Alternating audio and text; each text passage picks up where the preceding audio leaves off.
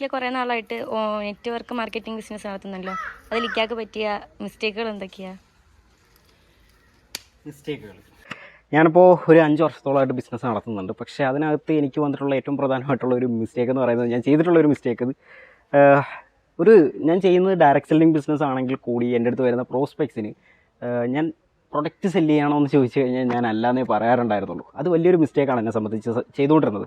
കാരണം അതിനകത്തുനിന്ന് ഈ പറയുന്ന ഡയറക്റ്റ് സെല്ലിംഗ് ബിസിനസ് എന്ന് പറയുന്നത് തന്നെ, അല്ലെങ്കിൽ ഫോർവറിൻ്റെ കേസിലേക്ക് വരികയാണെങ്കിൽ അത് ഓഫ് കോഴ്സ് എന്താണ്, നമ്മുടെ ഈ പറയുന്ന ന്യൂട്രീഷൻ സപ്ലിമെൻറ്റ്സിനെ സെല്ല് ചെയ്യുന്ന ഒരു ബിസിനസ് തന്നെയാണ്. അപ്പോൾ ഞാനൊരു ഇതിൻ്റെ ഡിസ്ട്രിബ്യൂട്ടറാണ്, അല്ലെങ്കിൽ ഞാനിത് സെല്ല് ചെയ്യുന്ന ആളാണെന്ന് പറയാൻ എനിക്കൊരു എന്താ പറയുക ബുദ്ധിമുട്ടുണ്ടായിരുന്നു. കാരണം നമ്മുടെ പൊതുവെയുള്ള ആളുകളെ സംബന്ധിച്ച് ഒരു പ്രൊഡക്റ്റ് സെല്ലിങ് എന്ന് പറയുമ്പോഴത്തേക്ക് ഭയങ്കര എന്തോ ഒരു ബുദ്ധിമുട്ട് പോലെ കാണുന്ന കുറച്ച് കാഴ്ചപ്പാടുള്ള ആളുകളുടെ ഇടയ്ക്കായിരുന്നു. സോ പിന്നീടാണ് എനിക്ക് മനസ്സിലായത്, അങ്ങനെയുള്ള ആളുകളുടെ ഇടയ്ക്ക് ഞാനിത് പ്രൊഡക്റ്റ് സെല്ലിംഗ് അല്ല എന്ന് പറഞ്ഞിട്ട് ആളുകളെ ഇതിലേക്ക് കൊണ്ടുവന്നു കഴിഞ്ഞാൽ കൂടി അവിടെ ഭയങ്കര ഒരു നെഗറ്റിവിറ്റി ഞാൻ ബിൽഡ് ചെയ്തെടുക്കുകയാണ്, അല്ലെങ്കിൽ ഒരു ക്വാളിറ്റി ഇല്ലാത്ത ടീം മെമ്പേഴ്സിനെ ഞാൻ ബിൽഡ് ചെയ്തെടുക്കുന്നതിന് തുല്യമാണ്.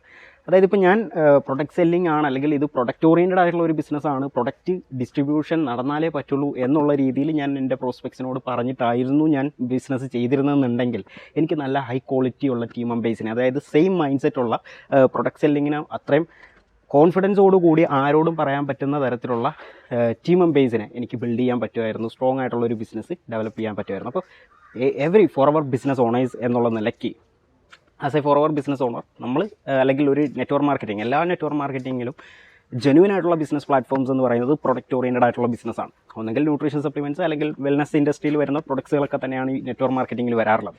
സോ ഏതൊരു ബിസിനസ് ഓണറിനും ഞാൻ എൻ്റെ ബിസിനസ് എന്ന് പറയുന്നത് പ്രൊഡക്റ്റ് ഡിസ്ട്രിബ്യൂഷനാണ്, അവിടെ പ്രൊഡക്റ്റ് സെയിൽസ് ഉണ്ട് എന്ന് പറയാൻ കോൺഫിഡൻസോടുകൂടി പറയാൻ പറ്റുന്ന തരത്തിലേക്ക് മാറിക്കഴിഞ്ഞാൽ ഒരുപാട് മാറ്റങ്ങൾ, അല്ലെങ്കിൽ അവരുടെ ബിസിനസ്സിൽ കുറച്ചുകൂടെ സ്ട്രോങ് ആക്കാൻ പറ്റുമെന്ന് ഞാനിപ്പോൾ വിശ്വസിക്കുന്നു. പിന്നെയുള്ള രണ്ടാമത്തെ ഒരു കാര്യം എന്ന് പറയുന്നത്, ഞാൻ എല്ലാവരിലേക്കും ഓപ്പർച്യൂണിറ്റി പ്രൊമോട്ട് ചെയ്യാൻ ഞാൻ ശ്രമിക്കുമായിരുന്നു ആദ്യത്തെ സമയങ്ങളിൽ. അതായത് വരുന്ന എല്ലാവരും ഇപ്പം മാക്സിമം ലീഡ്സ് ജനറേറ്റ് ചെയ്യുക, വരുന്ന ആൾക്കാരിലേക്കെല്ലാം ഓപ്പർച്യൂണിറ്റി കൊടുക്കുക എന്നുള്ളത് ഞാൻ വലിയ മിസ്റ്റേക്ക് ചെയ്തിട്ടുണ്ട്. അതായത് ഇപ്പോൾ നമ്മുടെ അടുത്തേക്ക് വരുന്നതിൽ 10 3 പേര് അല്ലെങ്കിൽ ഒരു 4 പേരായിരിക്കും നല്ല ക്വാളിറ്റി ഉള്ള ഒരു ബിസിനസ് മൈൻഡുള്ള ആളുകൾ, അല്ലെങ്കിൽ അവർ അത്യാവശ്യം നല്ല ഫോക്കസ് ചെയ്ത് വർക്ക് ചെയ്യാൻ പറ്റുന്ന തരത്തിലുള്ള ആളുകൾ എന്ന് പറയുന്നത് 10 4 പേരായിരിക്കും. പക്ഷേ ഞാൻ ആ 4 പേരിൽ മാത്രമല്ല 10 7 പേരിലും ഓപ്പർച്യൂണിറ്റി കൊടുക്കാൻ ഞാൻ ശ്രമിക്കുമായിരുന്നു. ഒരു ഫിൽട്രേഷൻ, എൻ്റെ ഒരു സിസ്റ്റത്തിനകത്ത് ഞാനൊരു ഫിൽട്രേഷൻ ഫോക്കസ് ചെയ്തിട്ടുണ്ടായിരുന്നില്ല. അങ്ങനെ വരുമ്പോഴും എന്നെ സംബന്ധിച്ച് ക്വാളിറ്റി ഇല്ലാത്ത കുറേ ആളുകളെ കൊണ്ടുവരേണ്ടി വന്നു. അതുപോലെ തന്നെ അതെൻ്റെ ബിസിനസ്സിനെ നല്ല രീതിയിൽ ബാധിക്കുകയും ചെയ്തു. എനിക്ക് ഫിൽട്ടർ ചെയ്ത് നല്ല മെമ്പേഴ്സിനെ എൻ്റെ ടീമിലേക്ക് എടുക്കാൻ കഴിഞ്ഞിരുന്നുവെങ്കിൽ എനിക്ക് നല്ലൊരു ബിസിനസ്സിന്, നല്ലൊരു ടീമും നല്ലൊരു ബിസിനസ്സും ഡെവലപ്പ് ചെയ്യാൻ പറ്റുമായിരുന്നു തുടക്കത്തിൽ തന്നെ. പക്ഷേ അതാണ് എൻ്റെ രണ്ടാമത്തെ ഒരു മിസ്റ്റേക്കായിട്ട് എനിക്ക് പറയാനുള്ളത്. പിന്നെ എന്നെ സംബന്ധിച്ചുള്ളൊരു കാര്യം എന്ന് പറഞ്ഞു കഴിഞ്ഞാൽ, ഞാൻ ആദ്യത്തിലൊന്നും വലിയ രീതിയിൽ നിൽക്കുന്ന പ്ലാറ്റ്ഫോമിനെ കുറിച്ച് ഡിസ്കവർ ചെയ്യാൻ ശ്രമിച്ചിരുന്നില്ല. എന്താണ് ഈ ഡയറക്റ്റ് സെല്ലിംഗ് ബിസിനസ്, അല്ലെങ്കിൽ എന്താണ് ഈ ഒരു നെറ്റ്വർക്ക് മാർക്കറ്റിംഗ് ഇൻഡസ്ട്രി, ഇതിനെക്കുറിച്ചൊന്നും ഞാൻ ഡീറ്റെയിൽ ആയിട്ട് മനസ്സിലാക്കാൻ ശ്രമിച്ചിട്ടുണ്ടായിരുന്നില്ല. എന്തോ ഒരു വർക്ക്, ഒരു ഓൺലൈൻ വർക്ക് ഓൺലൈനായിട്ട് പ്രൊമോഷൻ ചെയ്യുന്നു. ആരെങ്കിലും ചോദിച്ചു കഴിഞ്ഞാൽ നീ എന്ത് ബിസിനസ്സാണ് ചെയ്യുന്നത്? ഞാൻ ഓൺലൈനായിട്ട് പ്രൊമോഷൻസാണ്. എന്ത് പ്രൊമോഷൻ? ഇത് ചോദിച്ചു കഴിഞ്ഞാൽ എനിക്ക് കൃത്യമായിട്ടുള്ളൊരു മറുപടി കൊടുക്കാൻ കഴിയുമായിരുന്നില്ല. കാരണം ഞാനൊരു സിസ്റ്റം പഠിച്ചു, അത് ഫോളോ ചെയ്തത് തന്നെ ഇങ്ങനെ ഡ്യൂപ്ലിക്കേറ്റ് ചെയ്ത് പോകുക എന്നുള്ളൊരു മെത്തേഡായിരുന്നു. ആ സമയങ്ങളിലൊക്കെ എനിക്ക് ഒരുപാട് പ്രശ്നങ്ങൾ സംഭവിച്ചു.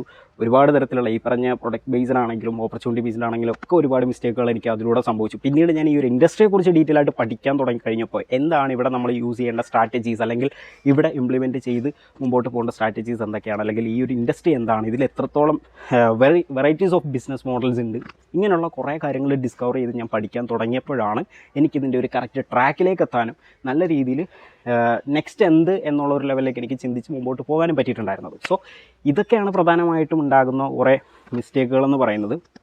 പിന്നെ ഭൂരിഭാഗം ആൾക്കാരെ സംബന്ധിച്ച് ഈ പറഞ്ഞൊരു സംഭവം തന്നെ ഡിസ്കവർ ചെയ്യുന്നില്ല, അല്ലെങ്കിൽ മെൻറ്റേഴ്സ് അല്ലെങ്കിൽ മുകളിലുള്ള ആളുകൾ എന്ത് പറഞ്ഞു കൊടുക്കുന്നു അത് മാത്രം കോപ്പി പേസ്റ്റ് ചെയ്യുന്ന, അല്ലെങ്കിൽ അത് മാത്രം മെമ്മറിയിലേക്ക് എടുക്കുന്ന, അവിടുന്ന് മാത്രം നോളജ് കളക്ട് ചെയ്യുന്ന ഒരു പ്രവണത, അത് ഭയങ്കര റോങ് ആണ്. അവരുടെ നോളജ് എന്ന് പറയുന്നത് എപ്പോഴും ലിമിറ്റഡ് ആയിരിക്കും. അവർക്ക് ഭയങ്കരമായിട്ട് ഗ്രോ ചെയ്യാന്ന് പറഞ്ഞാൽ പോസിബിൾ അല്ല. ഈ ഒരു ഇൻഡസ്ട്രി എന്ന് പറയുന്നത് തന്നെ ഇതിൻ്റെ പ്രത്യേകത, നെറ്റ്വർക്ക് മാർക്കറ്റിംഗ് ഇൻഡസ്ട്രിയുടെ പ്രത്യേകത എന്ന് പറയുന്നത് ഈക്വൽ ഓപ്പർച്യൂണിറ്റിയാണ്. അല്ലേ? ഇപ്പോൾ നമ്മൾ മെൻറ്റേഴ്സിൻ്റെ കയ്യിൽ നിന്ന് മാത്രമായിട്ട് നോളജ് ഗെയിൻ ചെയ്തുകൊണ്ടിരിക്കുകയാണെങ്കിൽ നമ്മുടെ നോളജ് എപ്പോഴും ലിമിറ്റഡ് ആയിരിക്കും. അവിടെ ഈക്വൽ ഓപ്പർച്യൂണിറ്റി എന്നുള്ളത് വരുന്നില്ല. നമ്മുടെ മെൻറ്റേഴ്സിൻ്റെ അടുത്തുള്ള നോളജ് എല്ലാം അതേപോലെ നമുക്ക് കിട്ടണമെന്നില്ല. അതേസമയം നമ്മൾ നമ്മളുടേതായ രീതിയിൽ ഡിസ്കവർ ചെയ്ത് കഴിഞ്ഞാൽ ഒരുപാട് കാര്യങ്ങൾ നമുക്ക് പഠിക്കാൻ പറ്റും, ഒരുപാട് രീതിയിൽ നമുക്ക് വളരാൻ പറ്റും. ചിലപ്പം സ്പോൺസറിനേക്കാൾ ബെറ്റർ ആയിട്ടുള്ള ഒരു ബിസിനസ് നമുക്ക് ബിൽഡ് ചെയ്യാനും പറ്റും. അതാണ് ഈ ഒരു ഇൻഡസ്ട്രിയുടെ പ്രത്യേകത എന്ന് പറയുന്നത്. ഓക്കെ, അപ്പോൾ ഇങ്ങനെയുള്ള കുറേ മിസ്റ്റേക്കുകൾ എനിക്ക് സംഭവിച്ചിട്ടുണ്ട്. അതുപോലെ നിങ്ങൾക്ക് സംഭവിക്കാതിരിക്കാൻ വേണ്ടിയിട്ടാണ് ഞാൻ ഈ കാര്യങ്ങൾ പറഞ്ഞത്. സോ ഇതൊക്കെ ശ്രദ്ധിച്ച് മുമ്പോട്ട് പോകുക. അപ്പോൾ അടുത്ത വീഡിയോ ആയിട്ട് വരാം. ഇങ്ങനെയുള്ള വീഡിയോസിനായിട്ട് ഇപ്പോൾ തന്നെ ഫോളോ ചെയ്യുക. യൂട്യൂബിലാണെങ്കിൽ സബ്സ്ക്രൈബ് ചെയ്യുക, ഇൻസ്റ്റാഗ്രാമിലാണെങ്കിലും ഫേസ്ബുക്കിലാണെങ്കിലും നിങ്ങൾ ഫോളോ ചെയ്ത് കൂടെ. അപ്പോൾ wish you all success in your life. It's me Syed.